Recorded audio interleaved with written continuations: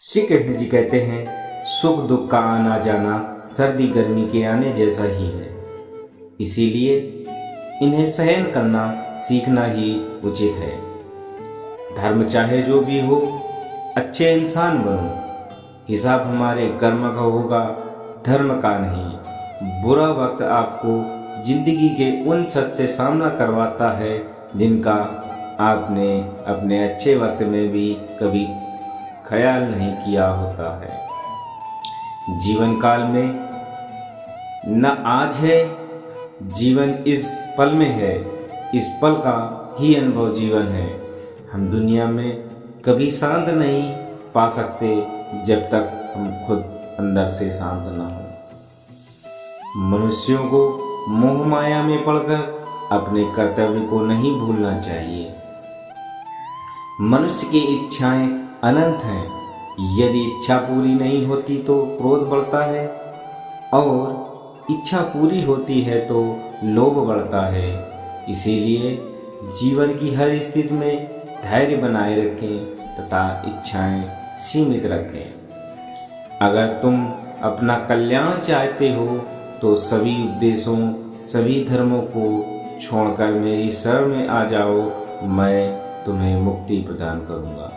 भगवान श्री कृष्ण कहते हैं, कर्मयोगी अपने मन और बुद्धि की शुद्धि के लिए ही अपने शरीर, मन, बुद्धि और इंद्रियों के साथ आसक्ति रहित होकर कर्म करते हैं। सफलता जिस ताले में बंद रहती है वो दो चाबियों से खुलती है, एक कठिन परिश्रम और दूसरा दृढ़ संकल्प से। मैं भूतकाल, वर्तमान और भविष्य काल के सभी जीवों को जानता हूँ, लेकिन वास्तविकता में मुझे कोई नहीं जानता। भगवान श्री कृष्ण कहते हैं, जो दान कर्तव्य समझकर बिना किसी संकोच के किसी जरूरतमंद व्यक्ति को दिया जाए वह सात्विक माना जाता है। कोई भी इंसान जन्म से नहीं बल्कि अपने कर्म से महान बनता है। अच्छी नीयत से किया गया कार्य कभी व्यर्थ नहीं जाता और उसका फल आपको जरूर मिलता है।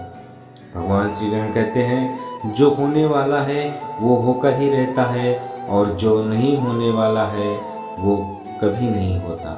ऐसा निश्चय जिनकी बुद्धि में होता है उन्हें चिंता कभी नहीं सताती। वो मूर्ख है जो प्रेम को बकवास कहते हैं। प्रेम इस दुनिया की जड़ है जिससे दुनिया बनी है। भगवान श्री कृष्ण कहते हैं, अपनी इच्छा की शक्ति से अपने आप को नया आकार दें, अपने आप को कभी भी स्वेच्छा से नीचे न होने दें। बुद्धिमान अपनी चेतना को एकीकृत करते हैं और कर्म के फल के प्रति आसक्ति को त्याग देते हैं। मनुष्य अपने विश्वास से निर्मित होता है। जैसा वो विश्वास करता है वैसा वो बन जाता है। मन चंचल होता है, इधर उधर भागता है और किसी भी कार्य की एकाग्रता का दुश्मन है। लेकिन यदि यह व्यक्ति के वश में हो जाए तो इसे अच्छा कोई मित्र नहीं है। मन को एकाग्र करना जरूरी है, बस थोड़े से प्रयास और अभ्यास की जरूरत है। भगवान श्री कृष्ण कहते हैं, मेरे लिए न कोई घृणित है और न कोई प्रिय है, न कोई निर्धन और न कोई धनी। बस जो भक्ति भाव के साथ मुझे याद करते हैं मैं उनका और वो मेरे हैं।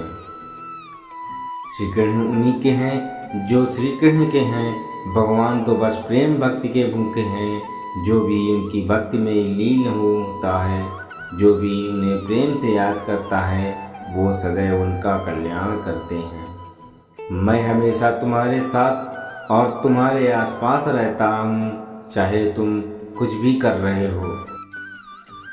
जब भी आप कोई बुरा कार्य करते हो या अच्छा कार्य करते हो, आपको लगता है कि कोई देख नहीं रहा, तो यहाँ श्री कृष्ण कहते हैं कि तुम जो कुछ भी कर रहे हो, मेरी दृष्टि सदैव तुम पर है। इसीलिए आप ये मत समझें कि आप अकेले हैं, आपके साथ श्री कृष्ण सदैव हैं। जिस इंसान के चारों तरफ नकारात्मक लोग रहते हैं उस इंसान का मंजिल से भटक जाना तय है। कहते हैं मन के हारे हार है और मन के जीते जीत। जिस प्रकार सकारात्मक विचारों से सफलता मिलती है, उसी प्रकार नकारात्मक विचार असफलता के मार्ग की ओर अग्रसर करते हैं।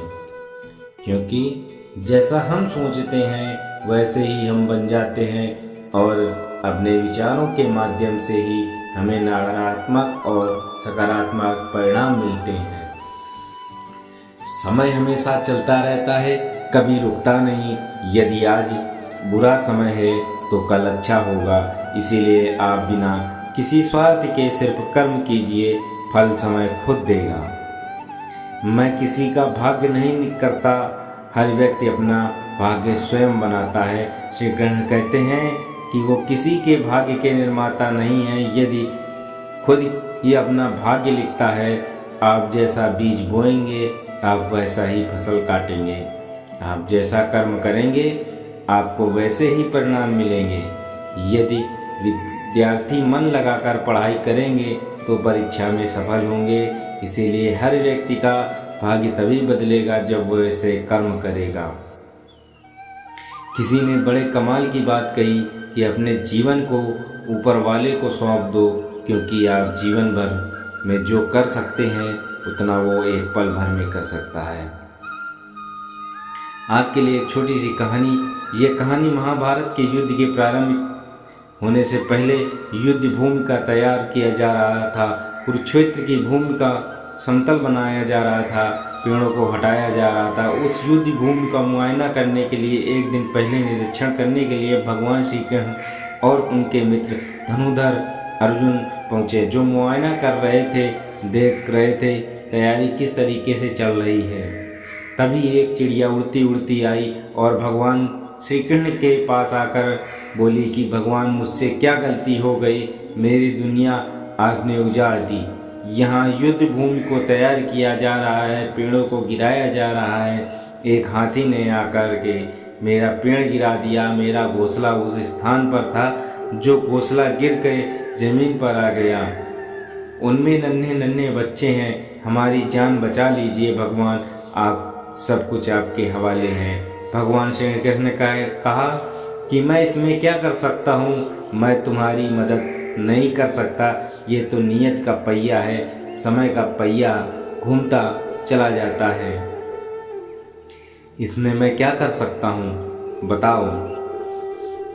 वो चिड़िया रुआसी हो करके बोली कि हे भगवान, मुझे बस एक इजाज़त दे दीजिए। भगवान ने कहा कि बोलो, क्या पूछना है, क्या इजाज़त चाहिए। तो उस चिड़िया ने कहा कि भगवान, मैं आप पर विश्वास तो कर सकती हूँ ना। भगवान ने हाँ भरी।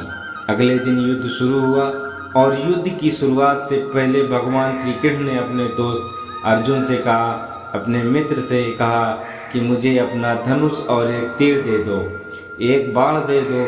अर्जुन ने अपना धनुष सौंपने से पहले पूछा कि केशव, आपने तो प्रतिज्ञा ली थी कि आप शस्त्र नहीं उठाएंगे, क्योंकि अर्जुन कि भगवान को शस्त्र क्यों उठाना पड़ रहा है,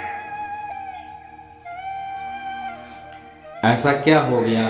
तो भगवान श्री कृष्ण ने कहा कि उस सामने हाथी देख रहे हो, उस हाथी ने उस चिड़िया का घोंसला गिराया, उस पेड़ को नष्ट कर दिया जिस पर उस चिड़िया का घोंसला था। मुझे कुछ तो करना पड़ेगा। अर्जुन समझ गया कि भगवान श्री कृष्ण ने वो धनुष लिया है, एक तीर छोड़ा, लेकिन वो तीर जाकर के हाथी को लगा ही नहीं। उसके गले में घंटी लटकी थी, उस पर जाकर के लगा और वो घंटी नीचे जमीन पर गिर गई। अर्जुन हंसने लगा और कहने लगा कि माधव, आपसे नहीं हो पाया, मुझे मौका दीजिए, 1 मिनट में उस हाथी को नष्ट कर दूंगा और ख़त्म कर दूंगा। भगवान ने कहा नहीं नहीं, हो गया, बस इतना काफ़ी था। अर्जुन ने भी ज़्यादा सवाल जवाब नहीं किए। 18 दिन तक युद्ध चला और उसके बाद जब पांडवों की जीत हुई तो एक बार फिर से उस मैदान को साफ किया जा रहा था, क्योंकि काफ़ी युद्ध के बाद जो नुकसान हुआ था, बहुत सारा सामान गिरा पड़ा था, साफ सफाई चल रही थी। भगवान श्री कृष्ण एक बार फिर अपने दोस्त अपने मित्र अर्जुन के साथ में उसी भूमि का निरीक्षण करने के लिए निकले और अर्जुन से कहा कि एक काम कीजिए, मेरे रथ से उतरिए और जाकर नीचे वो जो घंटी रखी है उसको हटा दीजिएगा। अर्जुन चौंक गया कि हमने युद्ध जीत लिया, हम इतने महान बन चुके हैं और ये मुझे एक घंटी उठाने के लिए युद्ध भूमि की साफ सफाई करने के लिए कह रहे हैं। लेकिन जानता था भगवान है, कुछ भी कह सकते हैं। रथ से नीचे उतरा, जाकर ये उस घंटी को उठाया, साइड किया और जैसे ही घंटी को उठाया वैसे ही उसके नीचे से नन्हे नन्हे बच्चे चिड़िया के फड़फड़ाते हुए उड़ान भरी। उन्होंने उड़ गए। अर्जुन की नम आंखें हो गई। उस घंटी के नीचे था वो घोंसला, उस चिड़िया का जो मदद मांगने आई थी। 18 दिन के युद्ध में वो चिड़िया और उसके बच्चे सुरक्षित रहे, क्योंकि घंटी वहाँ पर उनका सुरक्षा कवच बनकर आ चुकी थी। चिड़िया ने शुरुआत में सिर्फ ये कहा था कि क्या भगवान, मैं आप पर विश्वास तो कर सकती हूँ ना, और भगवान ने हाँ भरी थी। कहानी बहुत छोटी है, लेकिन हमें सिखाती है कि दुनिया में हमारे सामने चाहे जो परिस्थिति आ जाए, एक काम कीजिएगा, अपने जीवन को ऊपर वाले को सौंप दीजिएगा, क्योंकि आप जीवन भर में जितना कर सकते हैं उससे कहीं ज़्यादा तो वो एक पल में कर सकता है।